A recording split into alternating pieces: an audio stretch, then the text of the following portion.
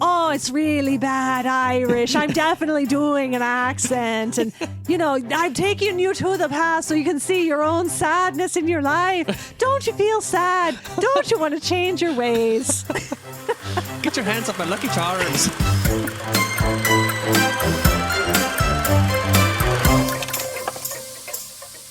Hello and welcome to Steam-Powered Christmas Movies. Ring-a-ling-a-ling. Ring-a-ling-a-ling. The once-a-year podcast that interrupts the regular programming of Steam-Powered Movies, where we talk about a steampunk-ish Christmas movie. And sometimes it's one we've done before, just a different version. In several different iterations. And then we talk about it. Look, there are only so many steampunk-ish Christmas movies, okay? Yeah. We are working with what we have.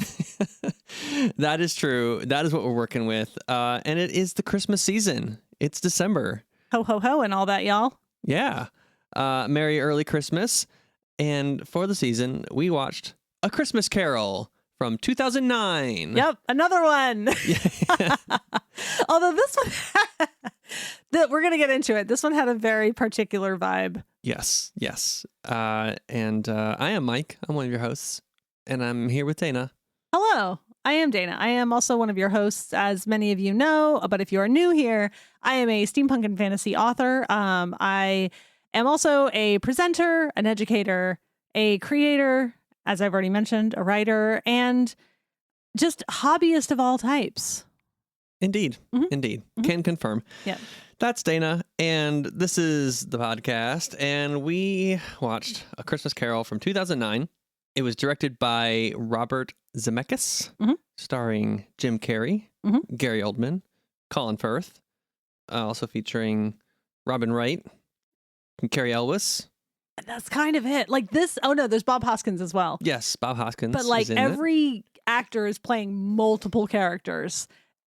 Oh, yeah. And I kind of don't immediately, like right off the bat, is that to save money? Is it to like, do the actors make more money? Like, it just feels a little weird that everyone is like quadruple casting. Well, and this is to clarify for people who still don't know exactly what we're talking about, because there have been so many versions of A Christmas Carol. It is a classic.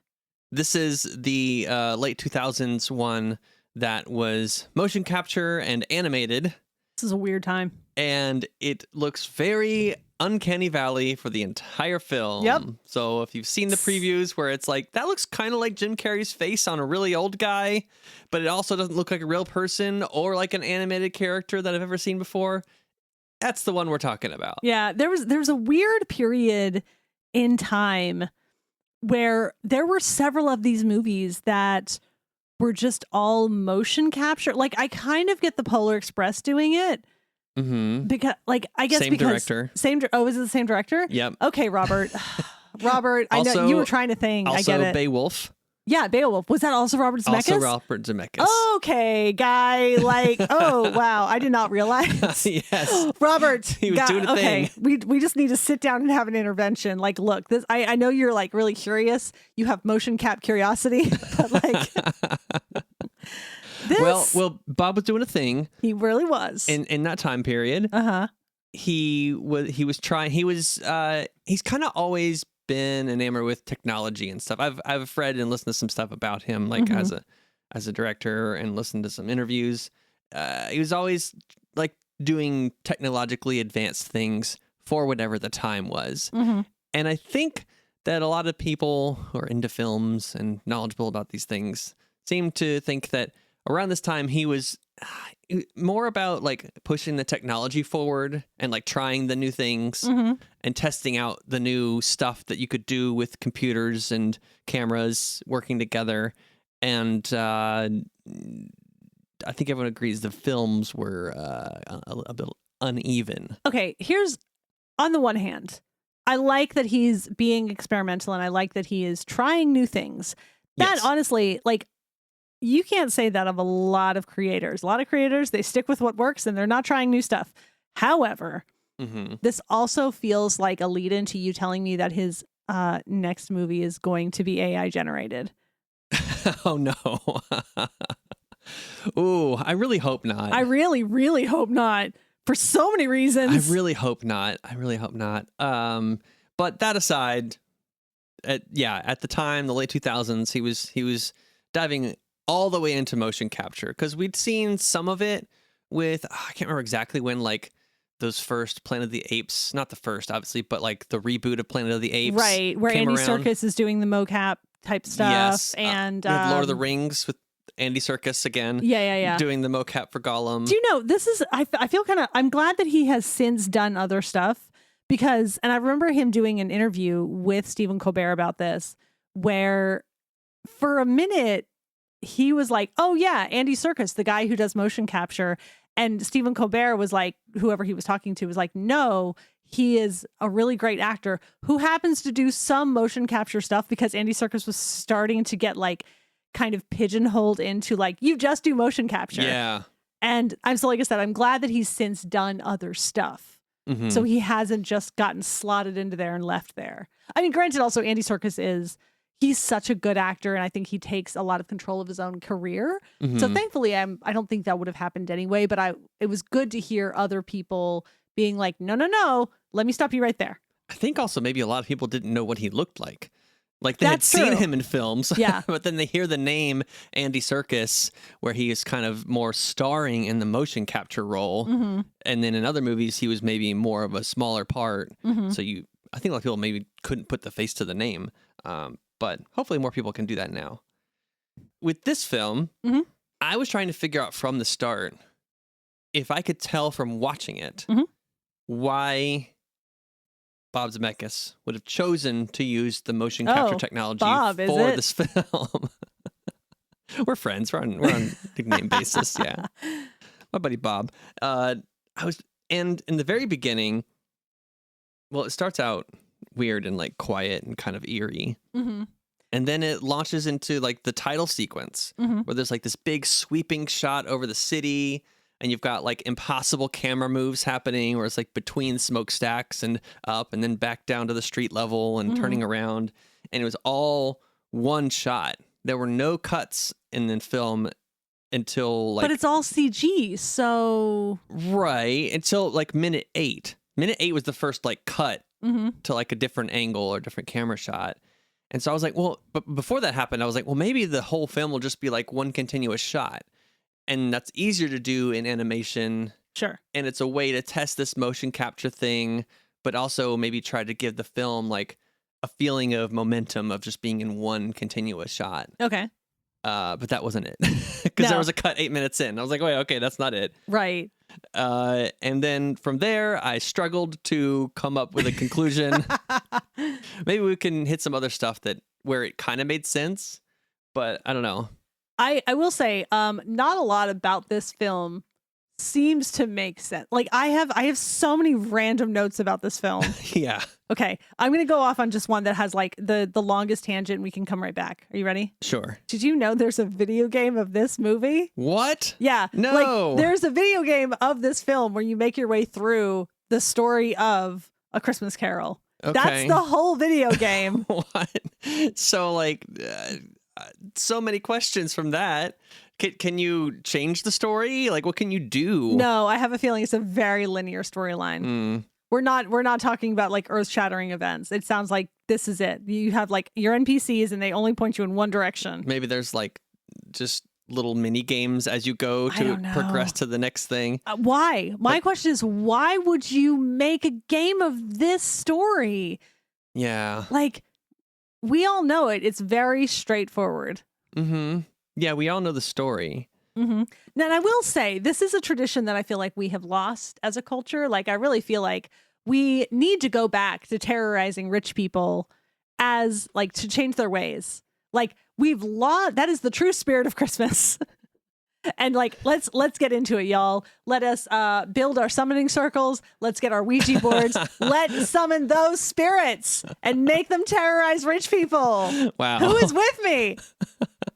This is the new revolution, I guess. Honestly, like we got to do what we can. Every little bit helps. Sure. All right. Okay. So again, let's talk about the beginning of the film. What did you think of the very beginning? Like when it started, Like, what were your first impressions? Okay. So again, we already know the story. Of course, we know this is yeah. going to be a retelling. Yeah. Like, how did the very beginning hit you? So you're talking specifically visually, yes? Just the experience overall. Okay. So, and I will say, like, as I know this is its own property. It's telling the same story, but in a new way. And yet I can't help but compare it to the classic, A Muppet Christmas Carol. A Muppet Christmas Carol is the gold standard. I agree. So I'm desperately trying to much of not it maps compare 1-to-1 to it. Oh. As far as what the scenes are and like some of the dialogue. But again, it's based on the book. So a lot of it's from the book. Light disagree. Okay. But as far as like how it kind of hit me, immediately I kind of got a vibe that like this actually is not the same Scrooge that we meet in A Muppet Christmas Carol. Okay. There are several different flavors of unhappy. Mm-hmm. And I think that A Muppet Christmas Carol Scrooge, he's just cantankerous. Right. Curmudgeonly even. Mm-hmm. This Scrooge, though, in this film, he strikes me as evil. Yeah, he's like, he's Yeah. downright cruel. Yeah. He is downright cruel. Like he's violent. Yeah. And even some of the lines that are exactly the same as Muppet Christmas Carol that Michael Caine delivers, they're more menacing in this one. Yeah. I mean, I will say, I actually kind of liked that this film had a much darker, creepier vibe. At points, yes. Especially with the Ghost of Christmas Future. That kind of. Well, we can get to it later, but yeah. Like vaguely speaking, like I felt like this film was a lot more about the cruelty of that time and the way that people perpetuate that cruelty. Interesting. Okay. Yeah, you kind of touched on, and I was wondering if you would kind of get to the same conclusion. You kind of did, as I did. From the beginning, like the very opening scene is Marley is dead, and he's going to like get the death certificate, and he has to pay some amount of money, and he's like, I don't want to pay it. But it's very quiet. It's very dark. Like visually, it's very dark, and it's very like serious in tone, and then it goes opening sequence like happy, jolly, crazy stuff happening. And then it goes back to like a lot more like quiet, serious scenes. And to me, it was kind of a not good contrast with the medium chosen in this like animated motion capture. Because it feels like it's trying to be very like grounded and visceral in like the hardness of the times. But you are losing a lot of the like humanness of the characters through the animation. I feel like there's a filter happening there, and you're losing a lot of the humanness. So like those like dark and quiet moments don't feel like they really hit as hard. They're kind of awkward. Okay, let me ask if this is kind of what you're saying. So because we talked a lot about animation style in this podcast on other films that are animated, and I guess this technically falls under animation. It's computer generated animated. Yeah. So there is kind of a flatness about the animation style of this film. Do you get what I mean? Yeah. Okay. Yeah. So I feel like that is having a lot of effect on sort of just the vibe in general, because color does a lot. Depth and value and hue are all doing a lot of work when you have an animated film. And this is sort of just one note. Yeah. And I think part of that is a technological limitation of the time, and that when you're doing the entire scene as computer generated animation, it's all like the whole film is CGI. Like you can only put so much effort towards making stuff detailed, right? And making stuff look kind of lifelike, putting the detail in to make it look real. And you can see some of the things they put like that extra touch into, like like the main characters, like Scrooge himself and like his face and his style. You can see like the hairs on his nose. Right. There's a lot of detail on him. And even on like Cratchit, there's like decent detail. And then like the ghosts, there's a lot of detail. And then the backgrounds and all the other characters are like video game level animated. Can we just put an asterisk next to the word ghosts that you just said? We'll get to it. Sure. Okay. Sure. Maybe one of the ghosts had a lot of detail on it. We'll go there. We'll get there later.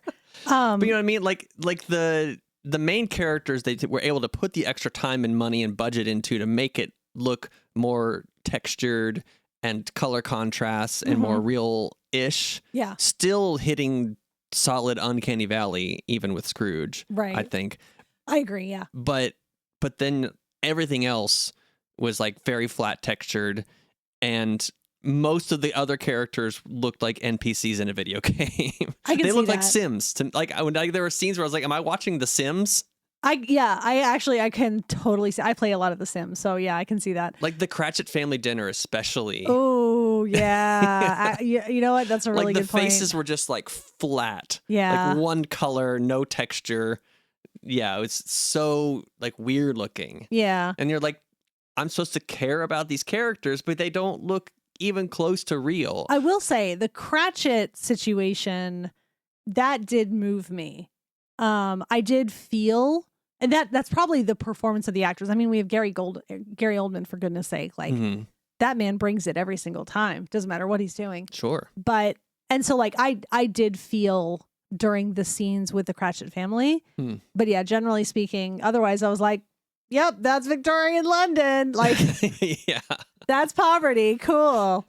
Right. But as for a thing you said about, like, this sort of dichotomy of scenes where you have Scrooge and he's outside and like people are playing and singing and yada yada yada, and then there's Scrooge by himself. I do wonder if that was done on purpose to kind of highlight just how much of an outlier he is. Like even those who are struggling, like they're finding joy with one another, whereas Scrooge by himself is a specter unto himself, even though he is still among the living. Wow, that's giving a lot of credit, I think.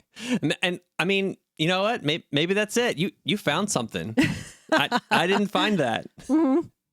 I guess that's one way to look at it.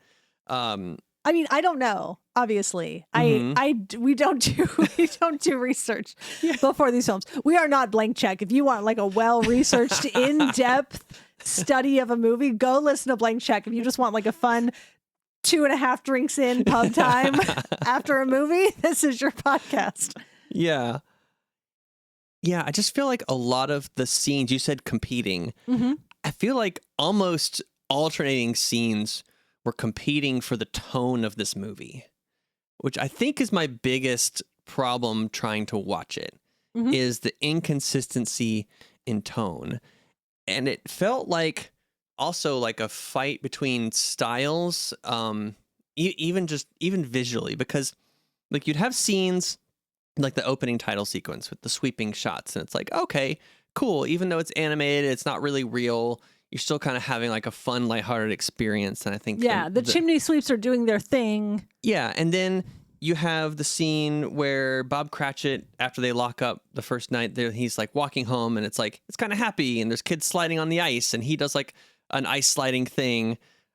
Good use of the motion capture. Hard to do that in real life. You could just do it animated. That's cool. What was another thing?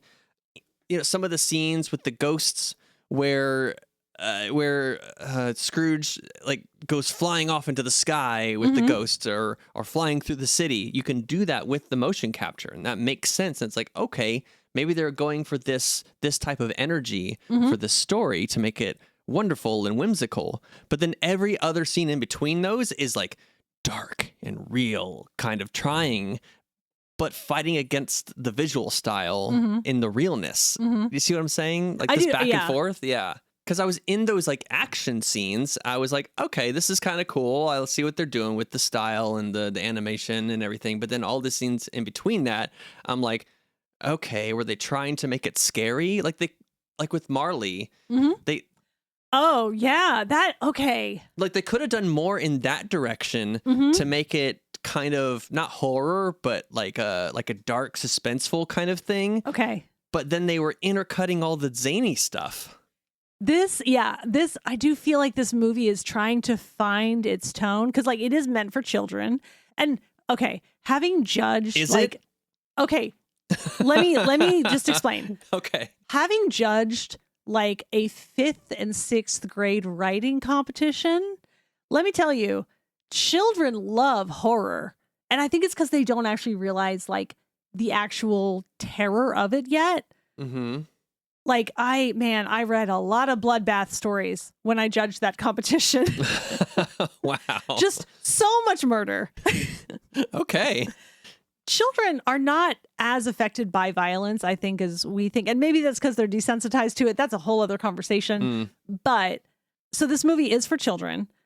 And it does kind of do some horror stuff. Like I do think the thing where Marley's jaw kind of like gets distended from the rest of his skull like a snake's, and then he's like using it to talk. Like that is some body horror right there. I also thought it was kind of silly though. It is. That's the thing. I feel like though. it undercut the seriousness. And of see, it. This is the thing is where I feel like it's because there is kind of a fine line between humor and horror, and that's a whole dissertation by itself. Honestly, if I'd looked to get a PhD in theater, I probably would have either done something on dramaturgy or like the tone of a play. Oh no, the difference between hysterical and horrific. No, you're totally right, and we've seen examples in films of directors even going from like comedy to horror. Jordan Peele started off with Key and Peele, and then he just turned into like straight horror directing because he's got a great sense of humor. Like that's a kind of an element to making a good horror film. Yeah, is that sense of like strangeness and something that's unexpected. It can be funny, but there's a line where it gets scary. I'm telling you, if I ever did a PhD, that's what I would write on. And I recently watched the movie Weapons that came out this year, and I just watched a review where they talked about like some elements of it, or the director came from a comedy sketch background, and some of the stuff that's in it is like this is kind of funny in isolation, but in this context, it becomes creepy and scary. Yeah. No, I totally see what you're saying in this, and I think with this film, they could have like leaned all the way in that direction, and they could have used the aspect of it being animated and not being real life to be able to manipulate the setting and manipulate some of the characters to do otherworldly things to make it creepier and maybe lean more into the darkness. But they really didn't. They did a few things, and then like you said, the background is just like it's just Victorian London. Like it's kind of just basic. I do think they kind of like nipped in and out of doing it. So when the ghost of Christmas present dies, that got really creepy. Oh, I wrote that down. I was like, this is for kids? Yeah. No? Like he dies like slowly and also laughing at the same time, and then his body turns to dust before our eyes. But first bones. Yeah. No, and like we also like see like this embodiment of ignorance and want, and sort of everything that encapsulates in the context of Victorian London. It got really deep for a minute, and I appreciate that, but also it was scary, and like want I think was a sex worker, but like, and they kind of tiptoed up to that line, and then we're like, we're not actually going to like intimate it quite, but like we're going to get right there. So yeah, like there is a lot happening in this film. I appreciate that Robert Zemeckis was trying to accomplish a lot. Yeah, that was one of the scenes where it felt like, again, he was making use of the animation style to be able to do stuff you couldn't do in live action.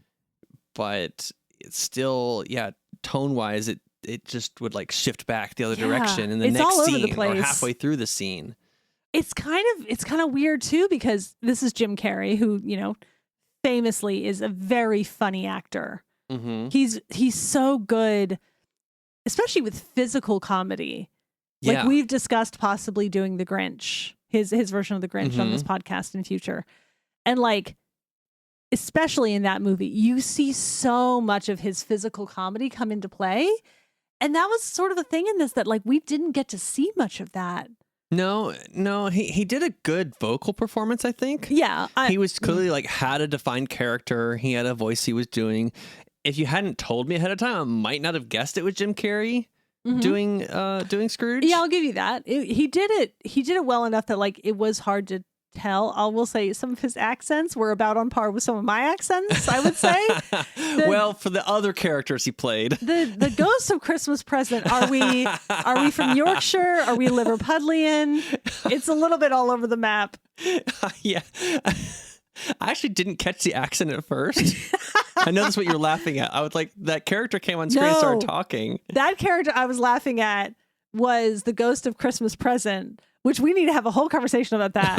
Okay. So Ghost of Christmas Present. It was past. It was past, but there was also Ghost of Christmas Present. Like there were several issues. Oh. So let's just start at the beginning of the ghosts. Okay. So, yeah, let's talk about the ghosts. Talk about Jim Carrey. He played all the ghosts. He did. Which again, I'm so curious as to why. Like, was this his request? Did Zemeckis request this? I have so many questions. No idea. Okay, so I'll be honest. Don't come to us for deep research. The Ghost of Christmas Past looks like a mistake. It's like a face on. Okay, you know how in theater because we don't like live fire, too many theaters have burned down. Instead, what we'll do is we'll do like kind of like floofy fabric that's being like blown. I'm doing hand signals here that literally no one can see but Mike. Yeah. But like that, like really light, medium, flowy fabric that with like a fan underneath it. Yeah, and it's like, ooh, it's fire. It looked like that, but with a face on it. Ghost of Christmas Past is the worst. Yeah, and then like a few lines into the dialogue spoken by that character, I was like, wait, Irish? Like, yeah, but like, oh, it's really bad Irish. I'm definitely doing an accent, and I'm taking you to the past so you can see your own sadness in your life. Don't you feel sad? Don't you want to change your ways? Get your hands off my Lucky Charms. Yeah, it was that level. It was a Lucky Charms accent. Honestly, it looked like one of those bad memes where it's like a fake head on top of a stick figure. And I asked you to pause it. Yeah. I took a picture of the screen and I sent it. You are gonna have to bleep this. I apologize. But I sent it to my sister and I was like, this movie is and she was like, no, I'm out. And then she said to me, how much alcohol are you going to need to get through this? And I told her, I've got a double whiskey sour and I'm going to have wine after this. I did not go for wine. I went for limoncello instead. Close enough. Yeah. So yeah, it's real bad. Yeah. The Ghost of Christmas Past. And then when he covered it up, it shot him. That was weird, man. Yeah. Okay, that was like the not the first, but like the biggest indication that he is a violent man. Yeah.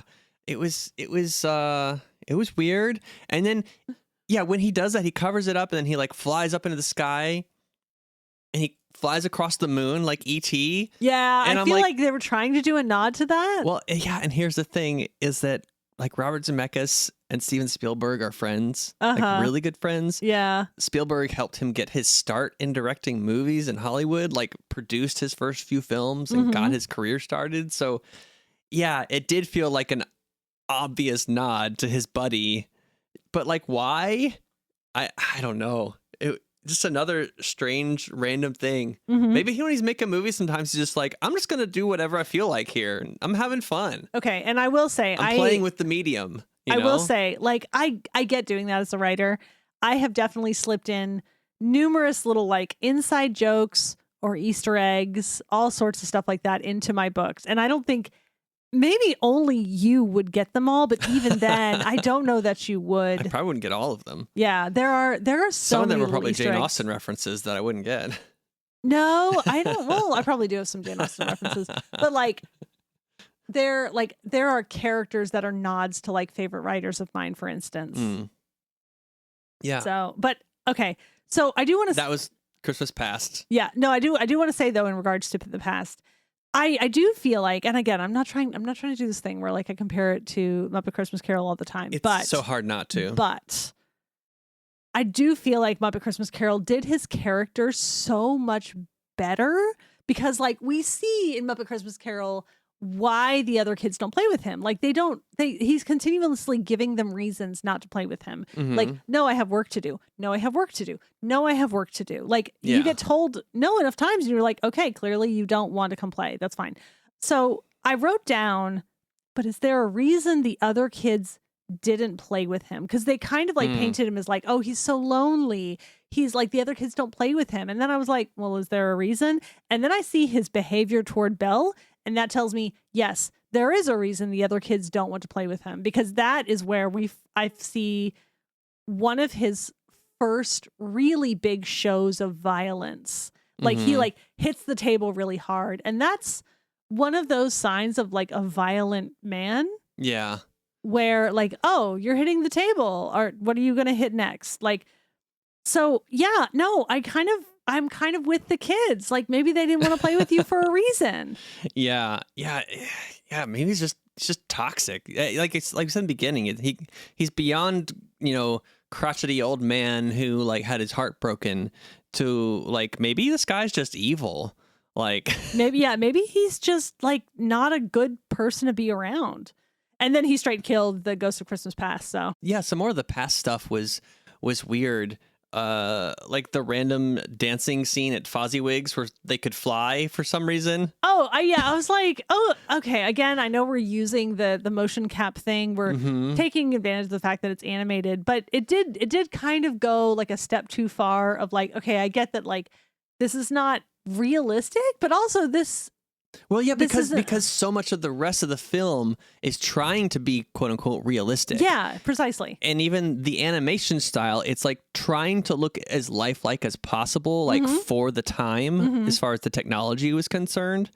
But then the actions of the characters are not realistic. It would have made way more sense if this was just a straight up like hand drawn animation style film. Yeah, I think it would have been much more palatable in that style. Then you could do some more of the whimsy stuff, and you could have the surroundings be more stylized or something. I don't know. And then a criminal underuse of Robin Wright. Oh my gosh! Yeah, seriously. Probably one scene, maybe two. No, she was in two because she was also Fanny, his younger sister. Oh, okay. But no, I know what you mean. Like, like she's here for basically supporting the male characters. And her avatar like looked like the flattest looking person's face, like a sim, like I said earlier. And it was a bit weird because like when they had that scene of them essentially breaking up, he looked older. Like not like 2-3 years in the future, but like 10-15 years in the future. And I just just knowing what I know about the Victorian era, like I find this a little bit weird and hard to understand because obviously, unfortunately, a woman's role was to bear children, and like generally it was thought that like when you're young and you're strong, that's the best time to bear children. And so her waiting this long for him seems to stretch the bounds of belief. Yeah, no, I guess you're right. I guess I didn't really think about that part of it. Yeah, but the scene where they're dancing, he looks a lot younger than the breakup scene, but she looks exactly the same. Yeah, I don't know, man. I don't know what we're trying to do. I don't know either. It is a bit of a miracle that he just did not die of heart failure, because he is an old man. He's stooped. Like we can tell he's elderly, but like he goes through so much. I'm like, he's going to have a heart attack any minute now. And you know what? I could see in a more cohesive telling of the story how maybe that is the case. Maybe, the Ghost of Christmas Future is talking about like tomorrow or the next year. That was what I thought too. Like, I think this is the first iteration of this story that I've ever seen where there is a real possibility of him. Like, maybe this is right now. Like, yeah, it's the future, but it's the incredibly near future. Yeah. Like you have almost no chance left to change your story.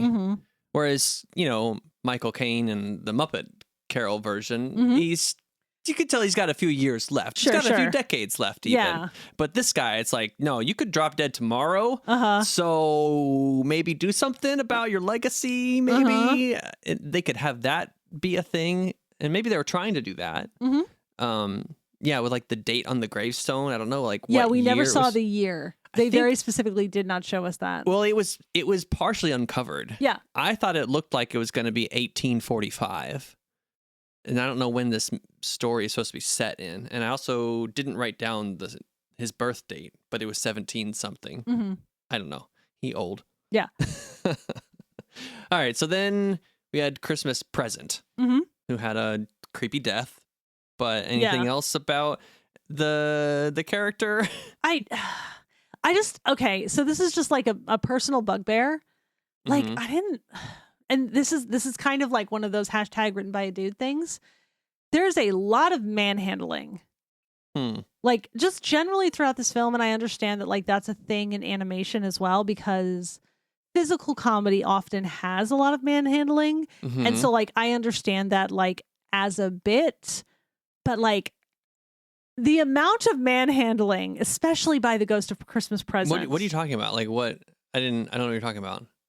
Okay. So the Ghost of Christmas Present, like oftentimes during his scene, we would see Scrooge either trying to like kind of like creep away or like look away and just not see what's before him. Okay. And the amount of now. times that like the Ghost of Christmas Present would like grab him by the head and like turn his face toward what was happening or like drag him back bodily.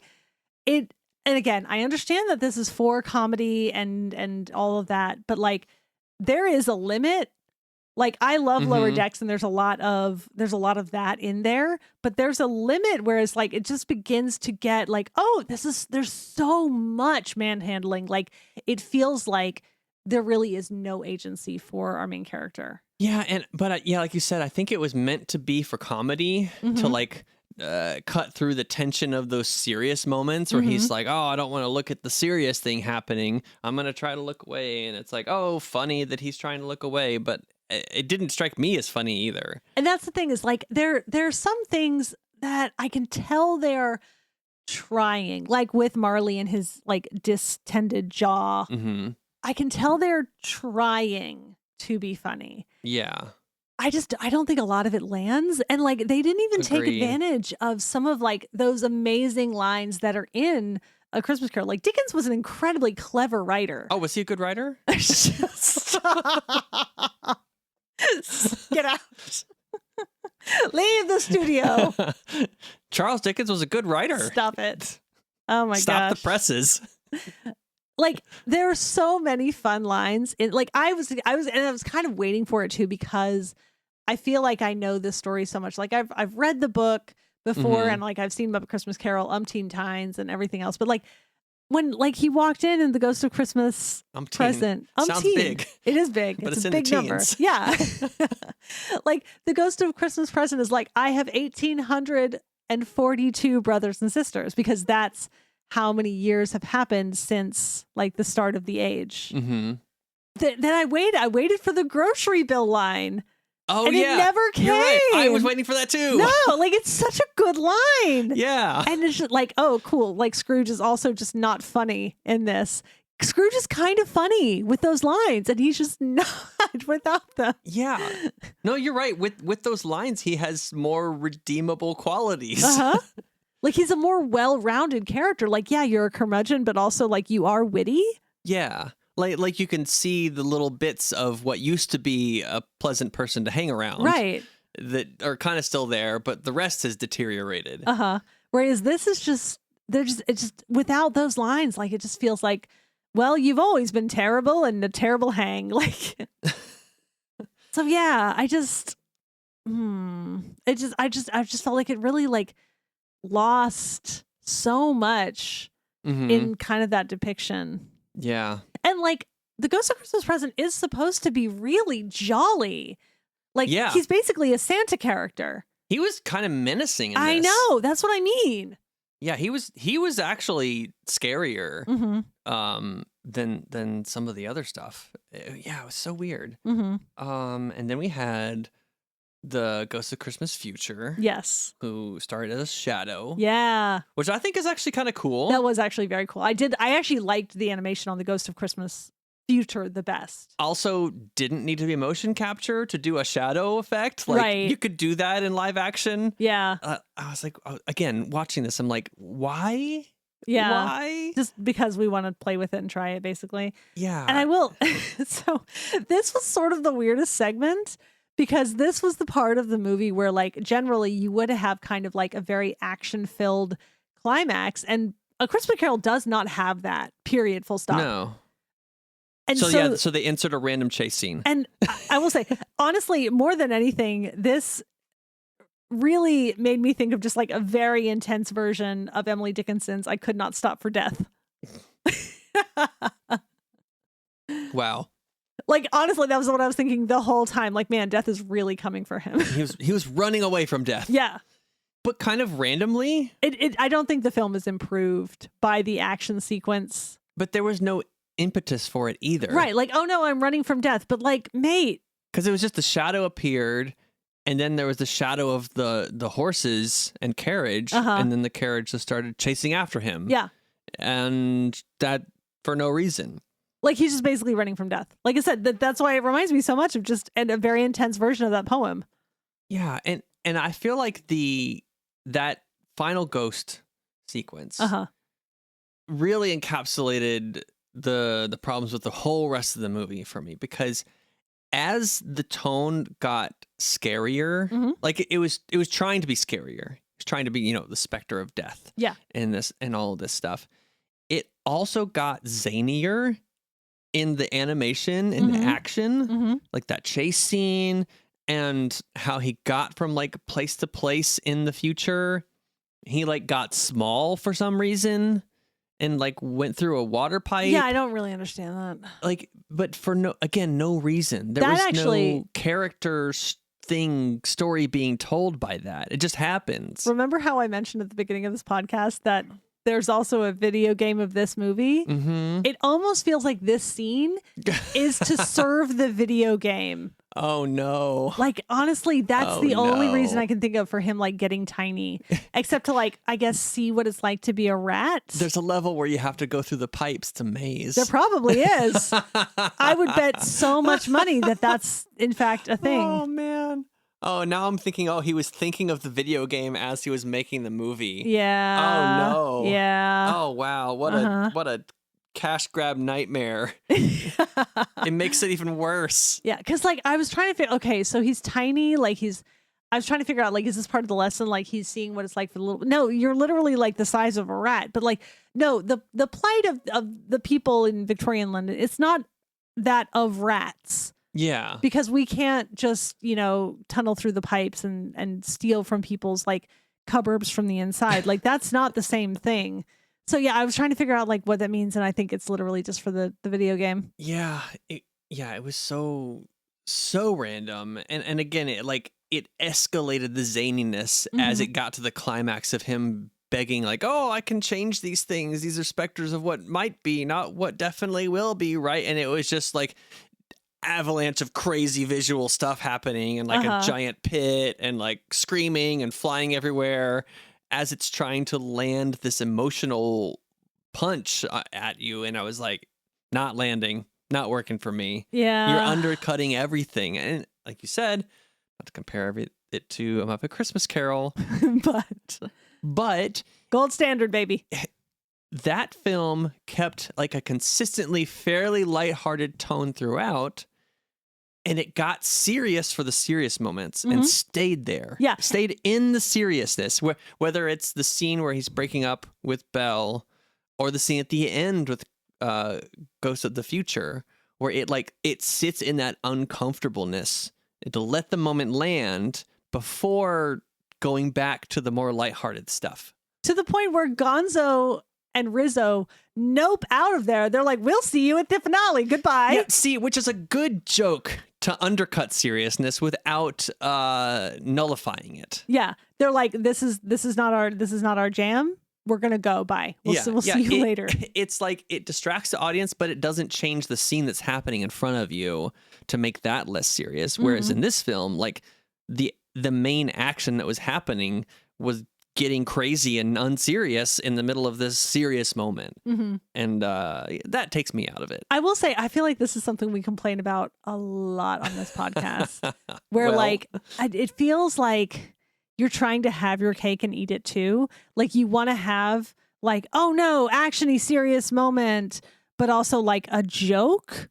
Mm-hmm. And I have a lot of opinions about the right way and the wrong way to do that. Yeah. Which we same. won't get into because honestly, we don't have the time. No, we don't. So we kind of get to the end of the film. Sure. Where Scrooge is like, yay, I'm alive. And they did it all in one night. What did you think of his change? Okay, so I wrote down he has the vibe of someone who's just discovered being high and is having a really great trip. Wow. That's what it seemed like to me. Mm-hmm. So what I wrote down does not really contradict your take. Uh-huh. So in other iterations, it shows Scrooge having a shift in perspective. Mm-hmm. Right? He goes from his curmudgeonly ways to, being more open and lighthearted and personable. Mm-hmm. But it's a shift from his person. He doesn't change everything about himself. This film shows a full mental breakdown.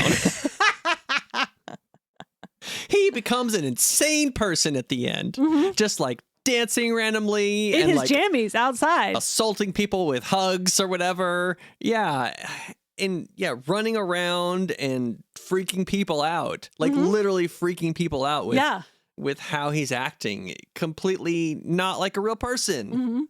It's wild. And I will say, I do feel like Cary Elwes is also criminally underused in this film. Sure. 'Cause I don't even remember what characters he played. He was the man who's going around collecting for charity. Okay, I thought He was that was also him. like, I think, a caroler. And Sure. another random something man number 2.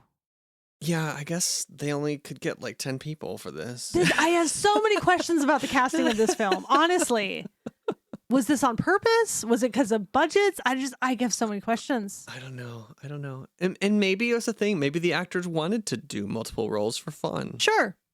I don't know, man. Yeah. But yeah, ending was just like crazy personality shift to where I think people should have been concerned for him. Well, it was sort of a weird thing because I don't remember what happened exactly in the book, if he goes to Bob Cratchit's house or not.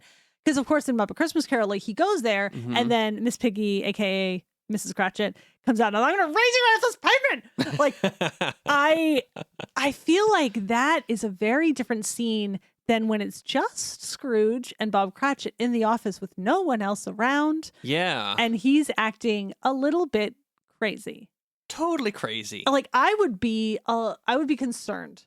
Yeah. I would be afraid and would try and get someone else in quickly. Yeah, if I was Bob, I'd be like, there's no way I'm getting more salary. This guy has dementia. Yeah. Something weird is happening. Or like, as you say, he's had a full-on mentee bee and possibly in danger. Yeah. I'd be like, okay, see ya. I'm going to leave now. Put some distance between us. I don't know what's going to happen next. Yeah. Yeah, it's crazy. But like the one moment he seemed like a real person was when he went to his nephew's party. Yeah. He was like, hey, I'm here. And he was kind of subdued. I actually like that scene. Yeah, that one worked. But then like in the next scene, he's like doing something crazy at Bob Cratchit in the office and dancing around. Like, yeah. It does So really weird. illustrate kind of how much a position of power changes the situation, where like he basically plays a practical joke on Bob Cratchit in the office that can be really quite terrifying. Like Bob Cratchit was afraid he was about to lose his livelihood. Yeah. But then you have it swapped where he goes to Fred's house and he's very humble and, kind of knows that he's not looked well upon there and everything. And I think that is saying a lot of things that maybe the movie wasn't actually trying to actively say about how important it is, like when you have a position of power, to use it responsibly. Because to be honest, I was not a fan of that practical joke. No. It felt in very poor taste. Yeah.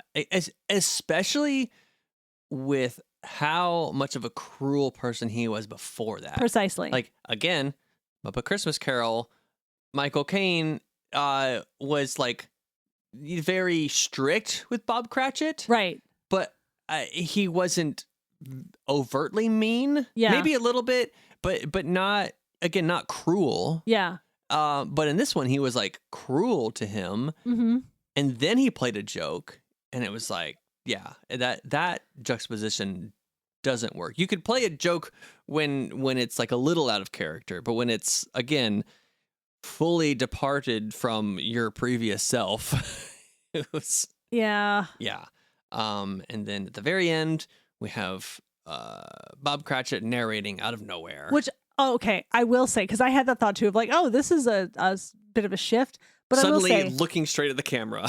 when you have Gary Oldman on your cast, you don't squander the opportunity for the man to soliloquy. Sure. And yes, his voice was perfect for that ending bit. It worked, but it was an out of nowhere narrator.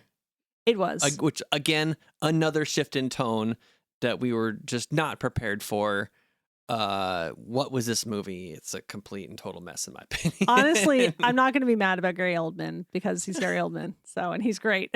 He is good. He's very good. He's never not good. Agreed. Even in this, I honestly think even if he tried to be not good, he'd still be great. Somehow. He just can't help it. Oh, the man just brings that level of professionalism. And so this is a steampunk movie because it's a Christmas Carol and it's Dickens and it's set in the Victorian era, right? Sure. Yeah. Okay, cool. Well, I did write down, sure, a lot of gears on those clocks. Oh, there we go. Yeah, the scene. Do you see them gears? Yeah, Christmas Present. When he died, there was that big tall clock tower. There were gears at the beginning of his time as well. Oh. His time. Yeah. So there's that. We did it. We made it steampunk. I will say I looked up Victorian Christmas films to try and see if we could find something besides A Christmas Carol. Yeah. Oh, there were so many Christian films that I was like, I just can't. I can't with this. Okay. Yeah, some of those might be pretty rough. So yeah, I don't know if we want to take the pod in that direction. Nope. But I don't know, maybe next year another version of A Christmas Carol. Probably. That's basically all there is. I mean, unless like somebody else puts out like a Jingle Jangle-esque kind of movie.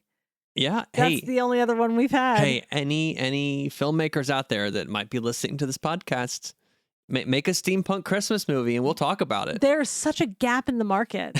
There really is. Seriously. There really, really is. Well, we have reached that point in the episode where now it is time to rate this film. Not based on any critical criteria, really. We're not professionals. We just are people who like steampunk stuff and like some movies, and we watch them and we talk about it. So we will first rate it on a scale of 1 to 5 steam engines on how steampunk. This film is 2009's A Christmas Carol. What do you think, Dana? How steampunk? I'm going to give it a solid 3 out of 5. Okay. We had gears on them clocks, and it was Victorian England. And it's A Christmas Carol. And it's A Christmas Carol. So it sort of automatically fulfills numerous of the prompts. Okay, cool. I agree. 3 out of 5. Mm-hmm. Now, how much did you enjoy the experience of watching A Christmas Carol 2009, directed by Robert Zemeckis and motion captured and starring Jim Carrey on a scale of 1 to 5 gears? Dana. Oh, boy. Just enjoyment factor. How much did you like it? 2. 2. Okay. I'm sorry. It was a bit of a confusion. Yeah. And I like a movie that makes me think, don't get me wrong. But was this kind of for the wrong reasons? Yeah. It made me wonder a lot more than it made me think. Does that make sense? It does. Yeah, like wonder about all the decisions made in the making of this thing. That is correct. Rather than think about whatever subject matter it's trying to cover or ideas it's trying to get across. Yeah. Yeah. How about you? I completely agree. On a scale of 1 to 5 top hats, this is it's gonna a generous 2. We're unanimous, y'all. It's a gentleman's 2. I don't know. Okay, a gentleman's 2. I actually kind of like that phrase now that I'm mulling it over. I kind of dig it. I'm being a gentleman by giving this a 2 out of 5 on A Christmas Carol 2009 edition. And we thank you all for listening. We wish you a Merry Christmas or whatever holiday or that non-holiday. you celebrate. Or non-holiday. Just happy December. Yeah, happy holiday season. We hope it's a great one for you. We hope you get to relax and do stuff that you like to do. Drink lots of hot cocoa, eat lots of yummy food, ring some jingle bells. Whatever strikes your fancy. Again, thanks for tuning in. If you have any feedback or suggestions for other steampunk movies, if you found a steampunk Christmas movie that we have not uncovered, please recommend it to us. You can reach us on our socials. We're on Bluesky at Steampowered Movies. You can go to steampoweredmovies.com for more information and list of all episodes. Join the Discord in the link in the description of this podcast. Or on our Instagram, also Steampowered Movies. Thanks again. We will talk to you next month with another episode. Okay, bye. Bye.